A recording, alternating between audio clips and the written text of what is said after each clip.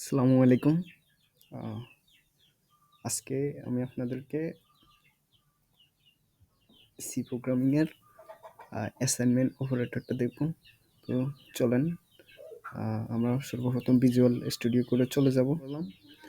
তারপর এখন আমরা একটি সি ফাইল ক্রিয়েট করব। এই যে প্লাস নিউ ফাইল, এটাতে ক্লিক করার পরে সি ফাইলটা ক্রিয়েট হয়ে যাবে। এটার নাম দিয়ে দিই, যেহেতু অ্যাসাইনমেন্ট নিয়ে টিউটোরিয়াল, এই কারণে আমি এটার নাম দিয়ে দিলাম assignment, ASSIGNME assignment dot C. ঠিক আছে, তাহলে আমাদের ফাইল ক্রিয়েট হয়ে গেছে। এখন আমরা সি এর বেসিক স্ট্রাকচারটা লিখে ফেলি। সর্বপ্রথম হ্যাশ দিবেন, হ্যাশ দেওয়ার পরে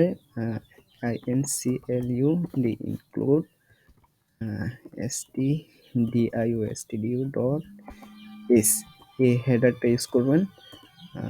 এখানে একটা কমেন্ট দিয়ে দিই, যেহেতু এই টিউটোরিয়ালটা সি অ্যাসাইনমেন্ট, আমরা এখানে কমেন্ট অ্যাসাইনমেন্ট অপারেটর এটা লিখে দিই। ঠিক আছে, তো কমেন্ট লেখার জন্য আপনাদেরকে ডাবল স্ল্যাশ ইউজ করতে হবে। ঠিক আছে, SIGNMENT অ্যাসাইনমেন্ট OPERATTOR অপারেটর। ঠিক আছে, তো এখন আমরা শুরু করি আমাদের মেইন কাজ,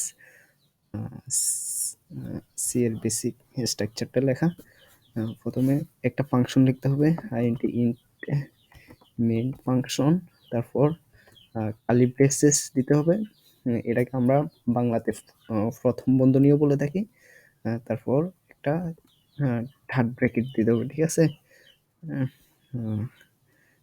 আমি এন্টার ক্লিক করলাম। যেহেতু ধরেন আমি প্রথমে একটা ভেরিয়েবল ডিক্লেয়ার করি, ইন্টিজার টাইপের ভেরিয়েবল, ইন্ট, এটার নাম দিলাম হচ্ছে কি দেওয়া যায় এটার নাম, ঠিক আছে, ভ্যালু দিয়ে দিই। ঠিক আছে, VALU, ভ্যালু। হ্যাঁ, তারপর ডাবল ইকুয়াল, ফর এক্সাম্পল আমরা 5 অ্যাসাইন করলাম। ঠিক আছে, ডাবল ইকুয়াল দিয়ে অ্যাসাইন করা হয়, কোন একটা ভ্যালু ডাবল ইকুয়াল এর সাহায্যে অ্যাসাইন করা হয়। তারপর সেমিকোলন দিয়ে দিলাম। ঠিক আছে, এখন দেখেন কি করি। ঠিক আছে, এখন আমরা আরেকটা কমেন্ট ইউজ করি, দেখি আমাদের কয় ধরনের অ্যাসাইনমেন্ট অপারেটর হতে পারে। ঠিক আছে, যেমন একটা হচ্ছে ইকুয়াল, হচ্ছে একটা, ঠিক আছে, ইকুয়াল আছে, তারপর হচ্ছে প্লাস ইকুয়াল, মাইনাস ইকুয়াল, তারপর হচ্ছে স্ট্রিক, ইকুয়াল। এই স্ট্রিকটা ইউজ করা হয় গুণ করার জন্য, হ্যাঁ, মাল্টিপ্লাই করার জন্য। তারপর ডিভাইড ইকুয়াল, ঠিক আছে, ডিভাইড ইকুয়াল, আর কি কিছু বাদ যার, আচ্ছা, আরেকটা আছে মডুলাস। ঠিক আছে, মডুলাস, এই মডুলাসটা ব্যবহার করা হচ্ছে বাকশেষ বাইট করার কাজের জন্য। ঠিক আছে, এগুলো হচ্ছে আমাদের সি এর অ্যাসাইনমেন্ট অপারেটর। ঠিক আছে, আমরা চলেন একে একে দেখে ফেলি এগুলার কাজ কিভাবে করা হয়। হ্যাঁ, সর্বপ্রথম আমরা তো উপরে একটা ইন্টিজার ভ্যালু নিলাম।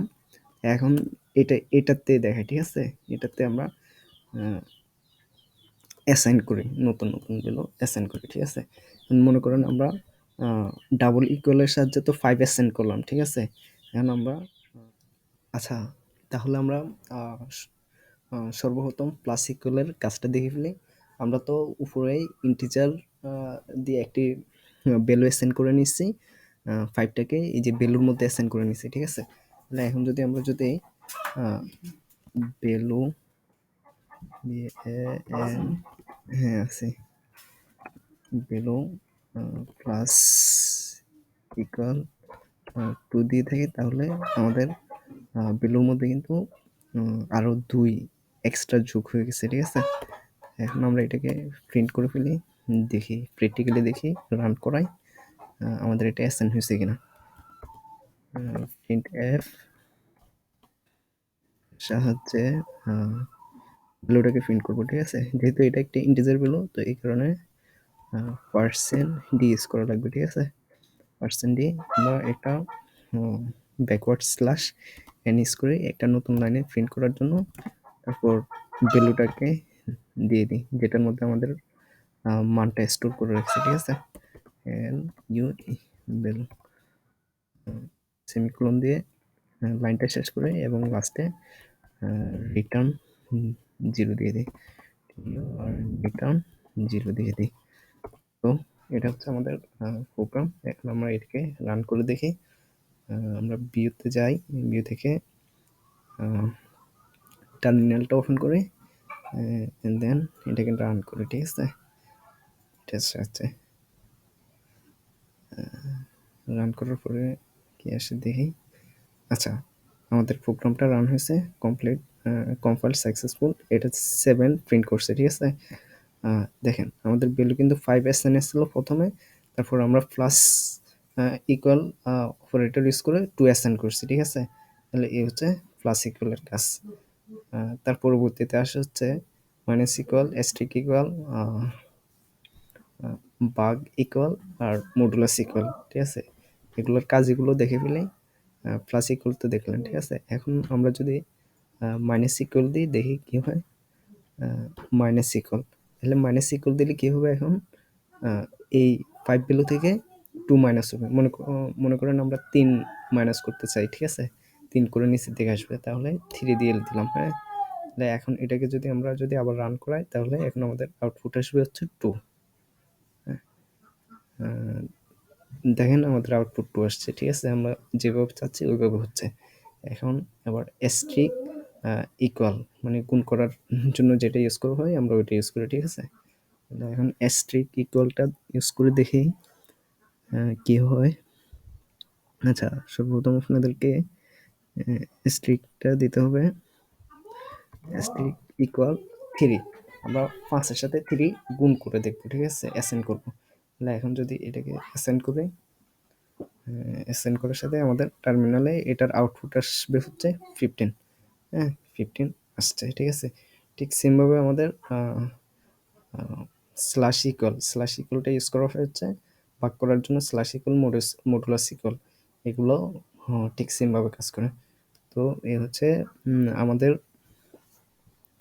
Assignment operator tutorial. আপনাদের যদি কোনো কোশ্চেন থাকে তাহলে জানাবেন, ঠিক আছে। ওকে, আল্লাহ হাফেজ।